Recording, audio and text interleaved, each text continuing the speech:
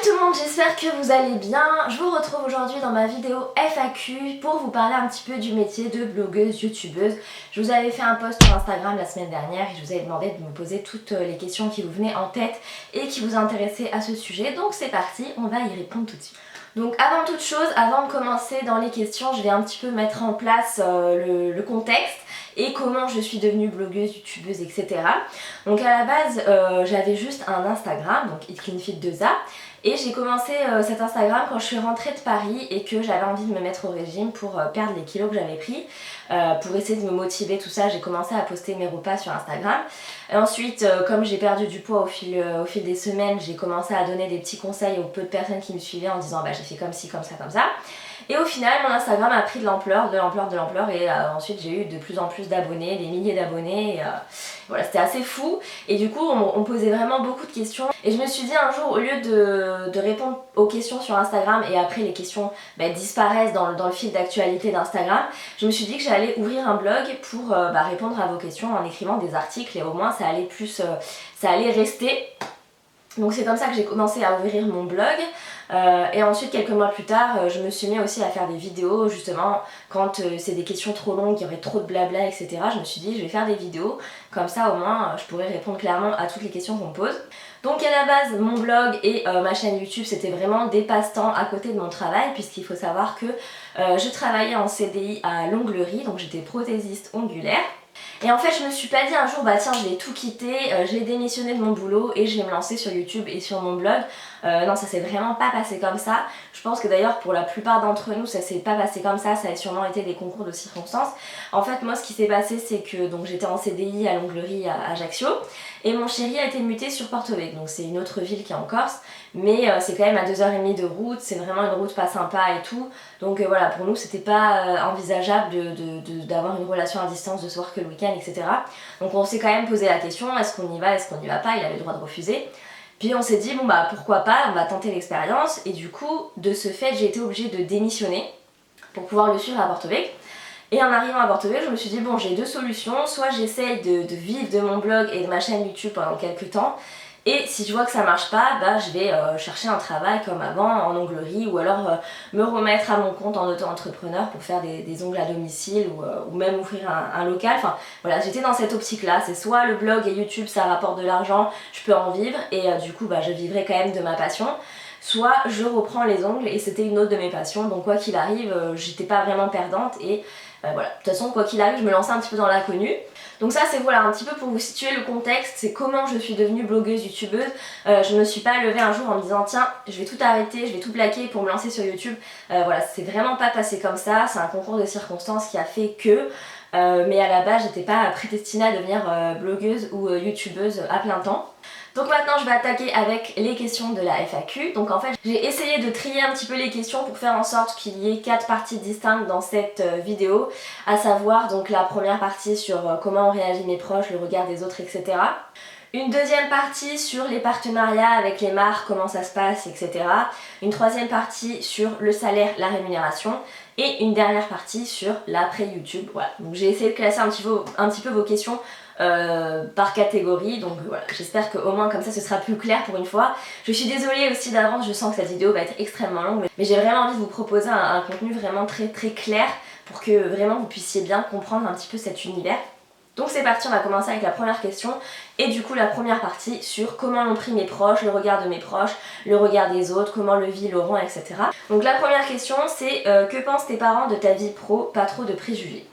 Franchement c'est vrai qu'au début je me suis un peu demandé mais comment je vais expliquer ça à mes parents, surtout à mon père parce que ma mère avait un petit peu suivi mon blog, tout ça et tout depuis le début, mais je me suis dit comment je vais expliquer ça à mes proches parce que c'est vrai que c'est particulier. Et en fait, quand je leur ai expliqué un petit peu comment ça fonctionnait, comment je gagnais de l'argent, etc. En fait, ils ont été super contents pour moi, vraiment. Ils sont hyper fiers. Et du coup, ça m'a vraiment étonnée au début. Je pensais pas qu'ils le prendraient aussi bien. Mais franchement, ils ont été très compréhensifs. Ils sont très contents pour moi. Et vraiment, même, voilà, ils sont fiers de moi. Donc voilà. Ça me fait plaisir.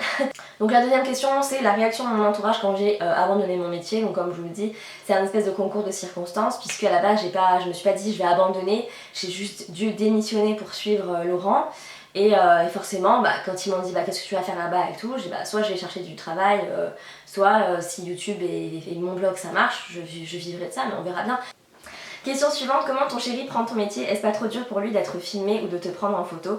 Est-ce qu'il ne trouve pas ça ridicule? Alors j'avoue que les premiers temps, au tout début, je parle pas au tout début où j'ai fait YouTube et mon blog, mais au tout début où j'étais sur Instagram. On avait notre boulot, notre vie normale et tout, et j'allais Insta et à chaque fois je prenais en photo nos plats, nos machins et tout. C'est vrai que ça le saoulait quand même et tout.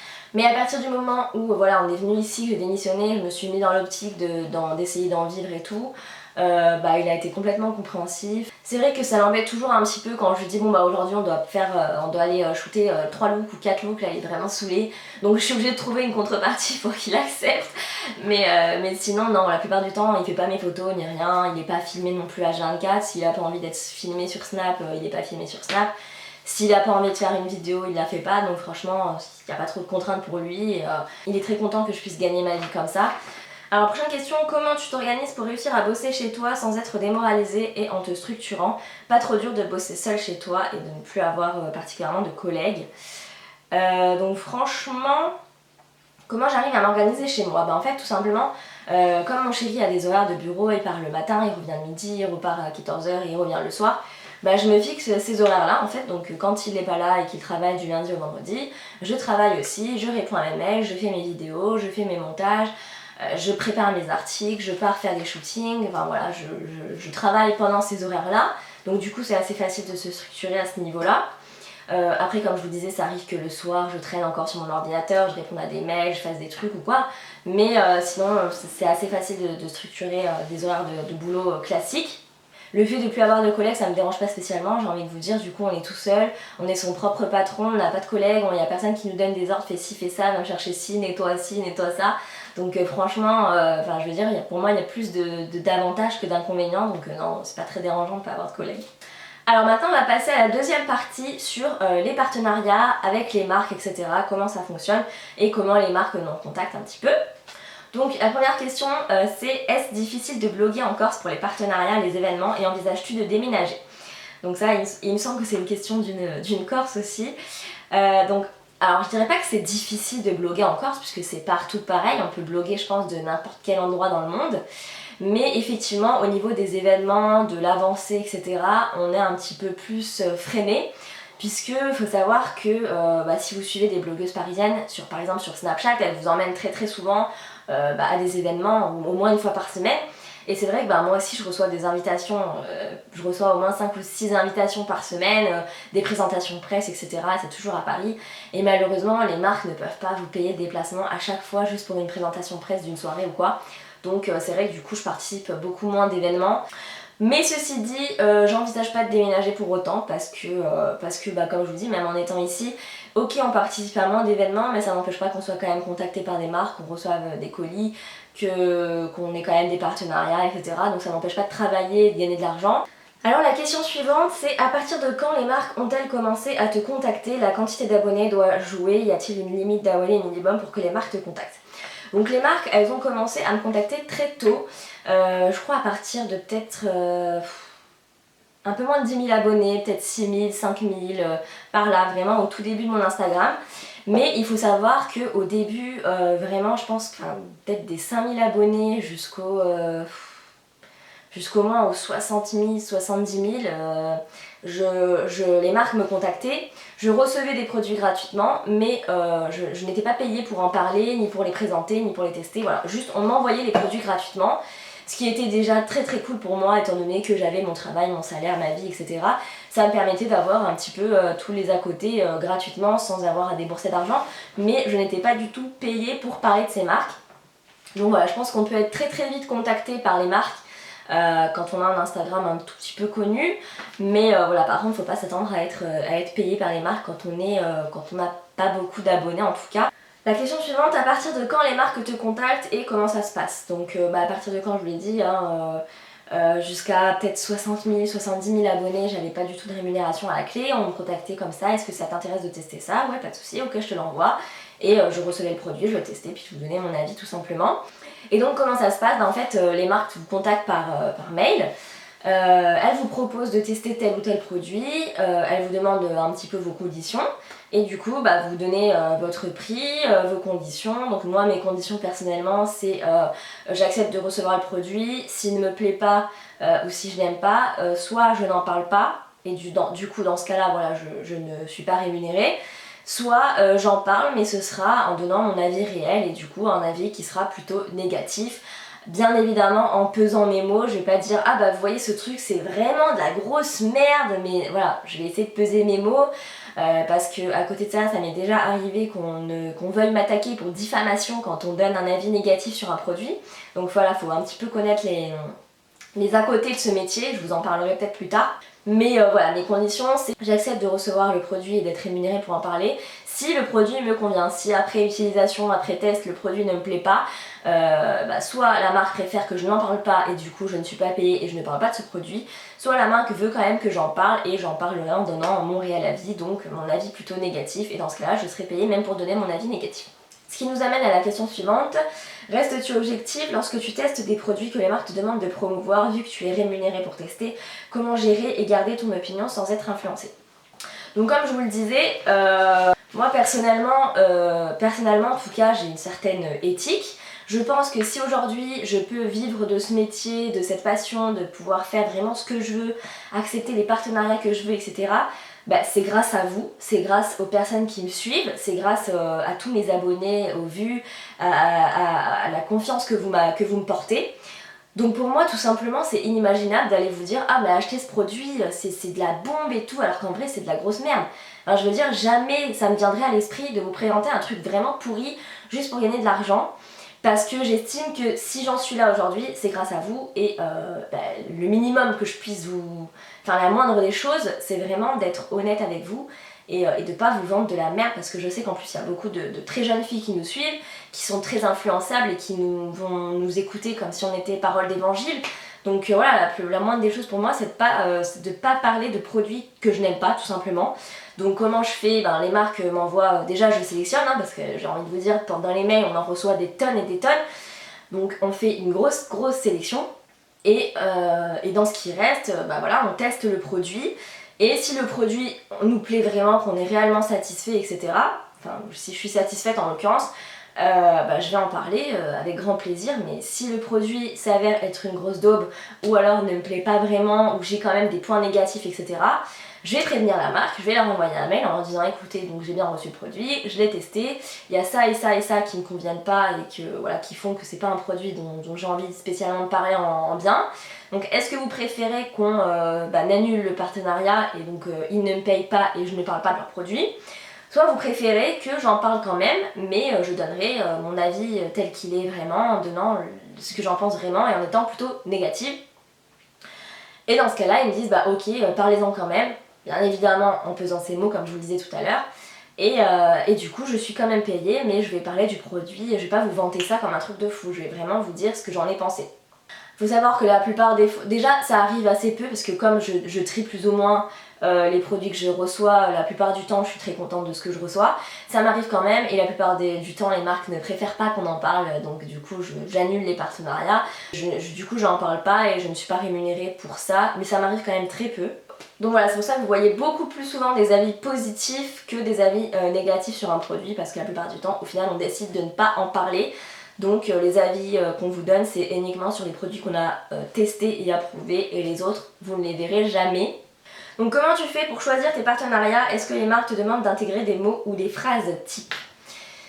Alors comment je fais pour choisir mes partenariats? C'est tout simple, quand je reçois mes mails je vais me dire est-ce que ça c'est un truc que j'aurais spontanément acheté moi-même, qui m'aurait tenté, qui pourrait tenter les gens aussi, si c'est le cas j'accepte. Et si c'est un truc que j'achèterai pas toute seule, dont je me servirai pas, ou voilà, je refuse tout simplement. Ça me paraît d'une logique imparable. Et est-ce que les marques te demandent d'intégrer des mots ou des phrases types? Alors ça m'est arrivé quelques fois que genre la marque m'envoie un paragraphe comme ça, par exemple pour un post Insta sponsorisé, elle m'envoie un truc comme ça en me disant tiens tu fais copier-coller de ça. Ah non les gars, non. Désolée, ça se passe pas comme ça. Hein. Si tu m'envoies un produit, c'est que tu as envie que j'en parle, que je teste et que j'en parle avec mes mots, que je donne mon ressenti, mon truc. C'est pas pour aller copier-coller un paragraphe qu'on m'envoie. Donc non, j'ai toujours refusé. Donc en général les marques comprennent que on refuse ça et du coup elles me disent ok, donc bah dis-le avec tes mots, ce que tu as ressenti, etc.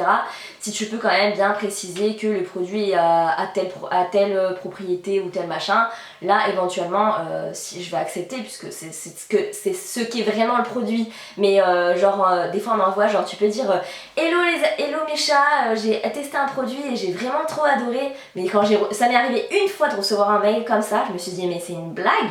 Genre le mec s'est mis à ma place et a fait une éloge du produit machin avant même que je l'ai testé, juste en m'envoyant le contrat quoi. Je me suis dit mais c'est une blague quoi. Donc évidemment j'ai refusé. Mais ça arrive que certaines marques veuillent en gros t'imposer tout ce que t'as à dire quoi. Donc bon ça se passe pas comme ça chez moi, mais je pense que la plupart des filles d'ailleurs refusent. Mais ça m'est déjà arrivé de voir justement ces phrases toutes faites chez les gros comptes des personnes de télé-réalité. Voilà, c'est là qu'on voit les phrases toutes faites envoyées par les marques et tout, il n'y a plus qu'à copier-coller. En général, je les retrouve chez les personnes de la télé-réalité. Alors la prochaine question, les marques sont venues à toi directement ou les as-tu contactées? Alors non, les marques sont toujours venues à moi directement. Je crois que je n'ai jamais contacté moi-même une marque. Ça m'est peut-être arrivé quand... Sur les petits créateurs où on se dit ah bah tiens c'est vraiment sympa ce qu'il fait, j'aime vraiment, puis en plus du coup ça lui permettrait d'avoir de la pub et du coup là c'est moi qui ai contacté mais pour proposer de recevoir juste un produit, pas d'être payé, quand c'est vraiment voilà un petit créateur qu'on a envie de tester, en plus que ça nous fait plaisir de le mettre en avant et tout, ça m'est déjà arrivé. Je sais plus pour qui, je saurais pas vous donner qui parce que ça fait un moment que ça m'est pas arrivé, mais ça m'est déjà arrivé effectivement. Et donc non, la plupart des marques avec qui je travaille, ce sont directement eux qui nous contactent. Alors on va passer à la troisième partie, je pense que c'est la partie qui vous intéresse le plus, qui concerne le salaire, la rémunération et l'argent quoi. Voilà, l'argent. Donc la première question c'est quelle est la fourchette de salaire des mois plus durs que d'autres? Alors honnêtement j'avais envie de vous dire la fourchette de mon salaire, c'est-à-dire le plus bas, les mois les plus bas et les plus hauts, mon salaire le plus haut. Mais je demandais un petit peu à mon entourage et tout le monde m'a dit non, ne dis pas ce genre de choses parce que tu vas t'attirer des mauvais commentaires, des mauvaises personnes, des machins, tu vas finir par le regretter et tout. Donc voilà, je pense que je vais pas répondre à cette question, mais pour te donner un ordre d'idée, on en vit quand même très très bien. Alors des mois plus durs que d'autres, donc effectivement il y a des mois où on va avoir moins de partenariats rémunérés, mais ce sera jamais des mois durs, c'est jamais des mois de galère. Faut savoir que mon boulot d'avant, j'étais au SMIC. Et là, les mois les plus durs, entre guillemets, c'est le double de mon salaire d'avant, minimum. Donc, j'ai jamais de mois vraiment de galère, de mois, ça m'arrive pas. Donc, il y a des mois moins payés que d'autres, mais pas des mois plus durs que d'autres. Comparé à beaucoup de Français qui ont des mois durs, etc., je peux pas dire que j'ai des mois plus durs que d'autres, vraiment, c'est pas possible. Comment ça se passe le fait d'être blogueuse, d'être payée tous les mois? Est-ce que tu vis de ce métier? Donc, effectivement, comme je vous le disais, je vis de ce métier. Donc avant j'étais processiste ongulaire, maintenant je travaille à mon compte et j'ai créé donc une auto-entreprise. Et comment ça se passe d'être payé tous les mois? Alors en fait tous les mois on a différentes choses qui tombent. Donc on a une partie YouTube, donc la monétisation des vidéos. Faut savoir que beaucoup de gens pensent qu'on vit grâce à ça, mais pas du tout. La partie YouTube c'est la plus petite partie de la rémunération du mois. Pour vous donner un ordre d'idée, je crois qu'on me pose la question un peu plus loin. Moi, à l'heure actuelle, j'ai entre 200 000 et 250 000 vues sur YouTube par mois. Et en salaire par mois qui va avec, j'ai entre 300 et 450 euros maximum. Donc on peut décemment pas en vivre avec 300 à 400 euros par YouTube. Donc c'est pas YouTube qui me fait vivre, c'est une partie, ça y contribue et tout, donc c'est vraiment très cool, mais YouTube c'est vraiment la plus petite partie. Imaginez donc le nombre de vues qu'il faut pour avoir un salaire normal, un salaire classique. Pour YouTube, il faut vraiment déjà être une grande youtubeuse entre guillemets, donc voilà. Moi je ne peux pas me sortir un salaire juste avec YouTube. Du coup, donc tous les mois, on est payé donc cette petite partie par YouTube. On a également une partie, la plus grande partie, c'est les partenariats avec les marques. Donc quand on a des partenariats, il y a des mois je peux avoir un partenariat, il y a des mois je peux en avoir 5, ça dépend vraiment des choses. Et il faut savoir que les partenariats, ça peut être une vidéo sur YouTube, ça peut être un article sur le blog, et ça peut être une photo Instagram, un Snapchat, enfin on peut avoir des partenariats maintenant sur tous les réseaux sociaux différents.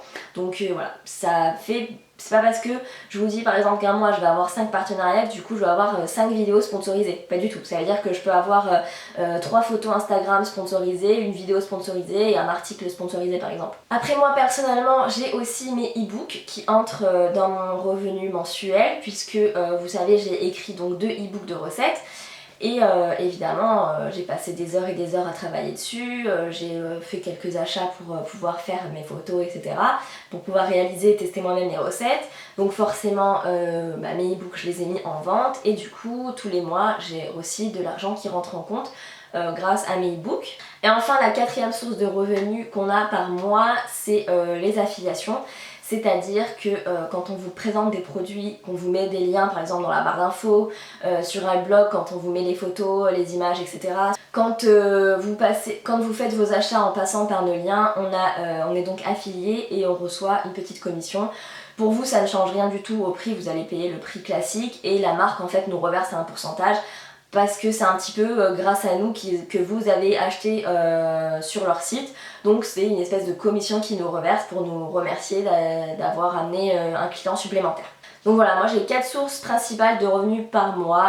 YouTube, les partenariats avec les marques directement, mes e-books et ensuite on a l'affiliation. La prochaine question, est-ce que tu auras une retraite avec ton métier ? Alors évidemment j'aurai une retraite avec mon métier, c'est une question qui m'a fait sourire puisque faut savoir que à partir du moment où on reçoit de l'argent en France, on doit le déclarer.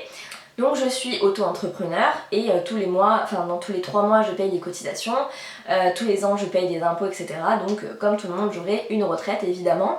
Alors la prochaine question, je me suis toujours demandé si ce métier on pouvait défiscaliser tout ce qu'on testait en faisant tout passer en frais pro, mais tu es entrepreneur donc ça ne te concerne pas à moins que tu penses à changer de statut. Effectivement en tant qu'auto-entrepreneur, donc on ne paye pas de TVA, on n'a pas de taxes, etc. On déclare juste nos revenus et on paye les cotisations en fonction de ça.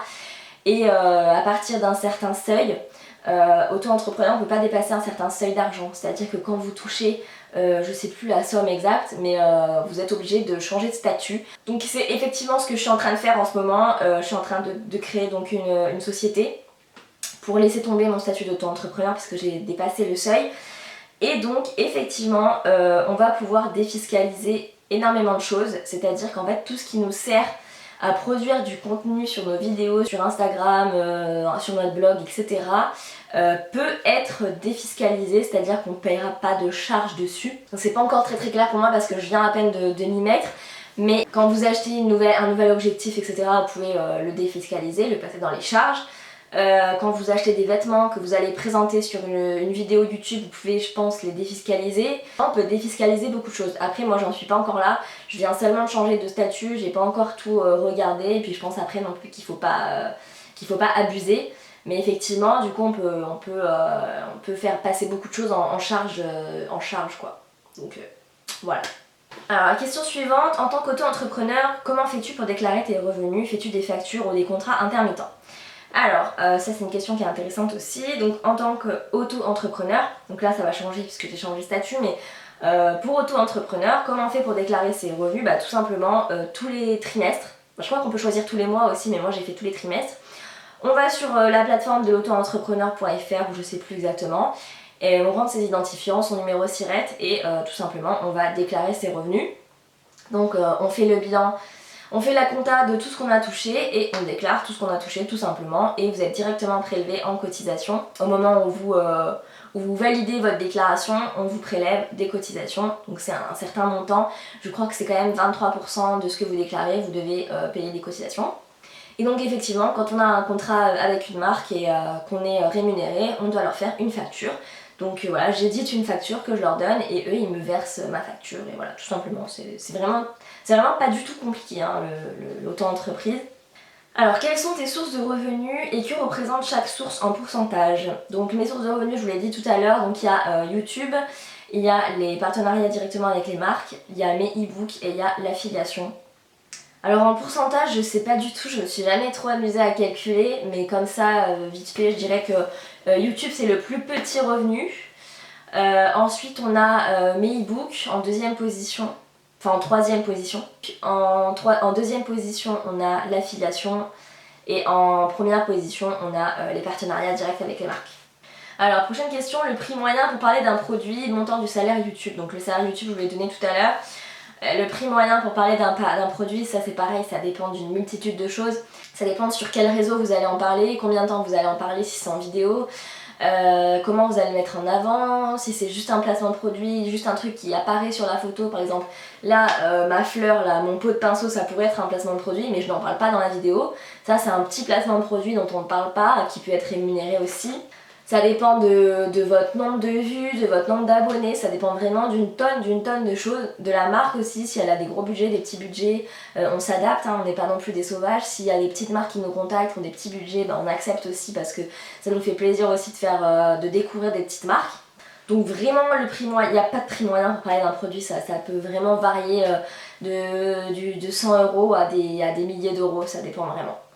Donc la dernière question sur la partie salaire rémunération, c'est est-ce que le contrat avec YouTube est la plus grosse partie de ta rémunération? Est-ce qu'avec YouTube ou les marques ce sont des rémunérations fixes tous les mois ou aléatoires? Donc déjà il n'y a pas de contrat avec YouTube, hein, c'est vraiment n'importe qui peut poster une vidéo et la monétiser et avoir de l'argent. Donc comme je vous le disais, c'est la plus petite partie de la rémunération YouTube. Et donc est-ce que ce sont des rémunérations fixes tous les mois ou c'est aléatoire? Donc non, c'est complètement aléatoire.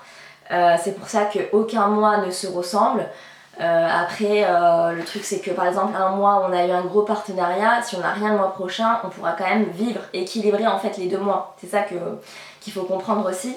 Et donc c'est complètement aléatoire puisque déjà YouTube ça va dépendre du nombre de vues, donc c'est pour ça que je vous dis, des fois c'est 290, 300, des fois c'est 350, des fois c'est 400 jusqu'à 450, ça dépend un petit peu. Et pour les rémunérations, c'est pareil, ça dépend du nombre de partenariats que vous avez. Il y a des mois où j'ai pas du tout de partenariat, mais je peux quand même vivre grâce aux autres sources de revenus dont je vous ai parlé, et également si le mois d'avant ou le mois encore d'avant j'ai eu des très gros partenariats, ça s'équilibre sur l'année, lissé sur les mois, ça fait quand même un salaire, donc je pourrais quand même en vivre. Et il y a des mois où il y a des bons partenariats, il y a beaucoup d'affiliations, enfin voilà, c'est vraiment très très aléatoire et il n'y a aucun revenu fixe. C'est vraiment des contrats uniques à chaque fois qu'on renouvelle avec les marques ou pas. Et donc chaque contrat, il y a une facture, il y a une rémunération et basta, c'est fini, on paye, les marques payent la facture, point barre, ils vont pas vous payer tous les mois. Donc voilà pour la partie argent rémunération, j'espère que j'ai répondu à vos questions assez clairement, vous avez bien compris, que vous n'allez pas me lyncher en me disant que j'en ai pas assez dit ou que j'en ai trop dit. Voilà, j'espère que vous avez un petit peu compris là où je voulais en venir et que c'est plus clair pour vous en tout cas. On va passer à la dernière partie, c'est un peu donc l'après YouTube, comment je vois ma vie après. Penses-tu que c'est un métier durable? Est-ce que tu penses que c'est un métier d'avenir? Alors franchement, je sais pas du tout. Et vraiment, je me pose pas de questions. Je vis au jour le jour mon truc. Je veux dire, est-ce que vous, tous les matins, quand vous allez dans votre boîte, vous pensez à vous dites putain, et si demain il y a une crise et que demain on est renvoyé, ou s'il y a un licenciement économique ou quoi, comment je vais faire? Non, vous allez tous les jours dans votre table, vous faites votre truc, et puis si demain il arrive un truc, et ben vous aviserez. Moi c'est pareil, je fais ma vie tranquillement, pour l'instant ça marche. Si je sais pas si ça va continuer à augmenter, si ça va s'arrêter, si ça va stagner, si ça va... je sais pas. Je sais pas du tout, je me pose pas du tout la question. Je vis au jour le jour, carpe diem, comme c'est écrit là. Et puis on verra bien ce qu'il adviendra de l'avenir. Est-ce que tu penses qu'on peut devenir youtubeuse car on le décide d'en faire son métier? Donc comme je vous le disais, ça je pense pas par contre. Je pense que la plupart des gens, c'est arrivé vraiment à un moment de leur vie où il y avait un changement, où ils se sont retrouvés peut-être sans boulot, où ils faisaient ça par passion à côté de leur métier.